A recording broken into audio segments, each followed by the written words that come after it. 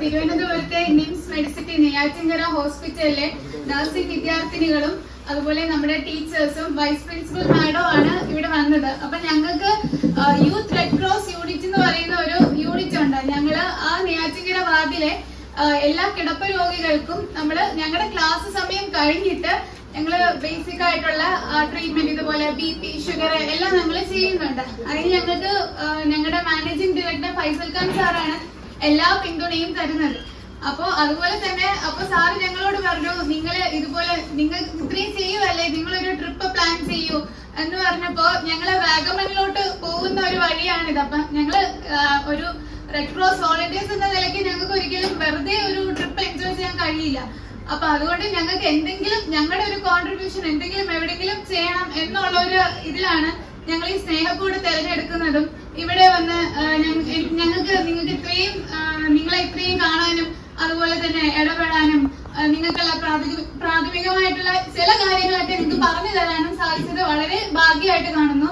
ഇതിനെക്കുറിച്ച് രണ്ടു വാക്ക് സംസാരിക്കാനായി ഞാൻ എന്റെ വൈസ് പ്രിൻസിപ്പൽ ജോസി മാഡത്തിനെ ക്ഷണിക്കുന്നു. എല്ലാവർക്കും നമസ്കാരം. എന്റെ പേര് ജോസ്ഫിൻ ആണ്. Vice principal NIMS college of nursing ആണ്. നമ്മൾ 18 വിദ്യാർത്ഥിനികളും 5 ഫാക്കൽറ്റി, പിന്നെ നമ്മുടെ റേണു മാഡം ജീരിയാട്രിക് കോർഡിനേറ്റർ. അപ്പൊ ഈ YRC എന്നുള്ള സങ്കല്പം തന്നെ നമ്മുടെ managing director Shri MS Faisal Khan സാറിന്റെ ലീഡർഷിപ്പില് വന്നതാണ്. സാർ ഒരുപാട് ചാരിറ്റി ഇനിഷ്യേറ്റീവ്സ് ചെയ്യുന്നുണ്ട്. എല്ലാം നമ്മള് ഫോർ എക്സാമ്പിൾ നമുക്ക് ഇന്ത്യയിൽ തന്നെ ഒരു ക്യാഷ്ലെസ് കൗണ്ടർ തന്നെ ഉണ്ട്. ഡിസബിലിറ്റി കുട്ടികള് അമ്മമാര് തന്നെ സ്വയം അവരുടെ എത്രയാണ് അവർക്ക് ബില്ല് നമ്മൾ റേസ് ചെയ്യും, അവർക്ക് പറ്റുന്ന കാര്യങ്ങൾ അടച്ചിട്ട് പോകും. അപ്പൊ അങ്ങനെയുള്ള ഒരുപാട് ചാരിറ്റി ഇനിഷ്യേറ്റീവ്സിൽ നമ്മളെ യൂത്ത് റെഡ് ക്രോസ് യൂണിറ്റ്, അതും പ്രത്യേകിച്ച് നഴ്സിംഗ് കോളേജ് നമുക്ക് നല്ല രീതിയിൽ പ്രവർത്തനം ചെയ്തുകൊണ്ടിരിക്കുകയാണ്. എനിക്ക് ഈ അവസരത്തിൽ ഒരിക്കൽ കൂടെ എന്റെ YRC സ്റ്റുഡൻസിനെ അഭിനന്ദിക്കുകയും അവരെ ഞാൻ അപ്രീഷിയേറ്റ് ചെയ്യുകയും ചെയ്യുകയാണ്. അപ്പൊ ഈ വാഗമൻ, വയനാട് ഇങ്ങനെ കുറെ ഓപ്ഷൻസ് വന്നപ്പോഴും കുട്ടികളെല്ലാം ഫസ്റ്റ് മുതലേ അവരുടെ കറക്റ്റ് സിസ്റ്റമാറ്റിക് പ്ലാനിങ് ആയിരുന്നു.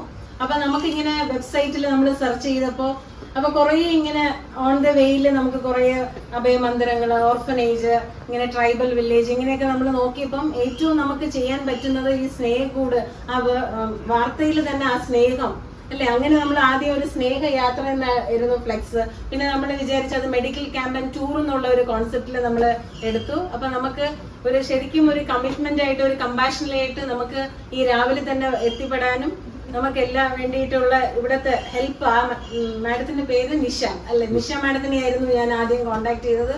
മാഡം ഉടൻ തന്നെ നോ പറഞ്ഞില്ല. ഉടൻ തന്നെ നിങ്ങൾ ചുമ്മാ വെറുതെ വന്നാൽ മാത്രം മതി എന്നാണ് മാഡം ഒരു വാക്ക് പറഞ്ഞത്. മാഡത്തിനെ ഞാൻ ഈ വേദിയിൽ അഭിനന്ദിക്കുകയാണ്. മാഡത്തിന്റെ ഓരോ ചാരിറ്റി ഇനിഷ്യേറ്റീവ്സും വലിയ നിലയിൽ എത്തിപ്പെടാനായിട്ട് ഞാൻ ഈശ്വരനോട് പ്രാർത്ഥിക്കുന്നു. ഒരിക്കൽ കൂടെ ഇവിടെ നിന്ന് എല്ലാ വോളണ്ടിയേഴ്സും, പേരൻസ് ആയാലും അവരെല്ലാം പേഷ്യൻസോട് നമ്മുടെ കൂടെ ഒപ്പം നിന്ന് എല്ലാ കാര്യങ്ങളും നമുക്ക് ചെയ്യാനും പറ്റി. നമ്മളെ കൊണ്ട് പറ്റുന്ന രീതിയിൽ നമുക്ക് ഇന്ന് ചെയ്യാൻ പറ്റി. അതൊരു സന്തോഷം നമുക്ക് നൽകുന്നതാണ്. ഒരിക്കൽ കൂടെ എല്ലാവർക്കും നന്ദി പറയുകയാണ്. നന്ദി, നമസ്കാരം.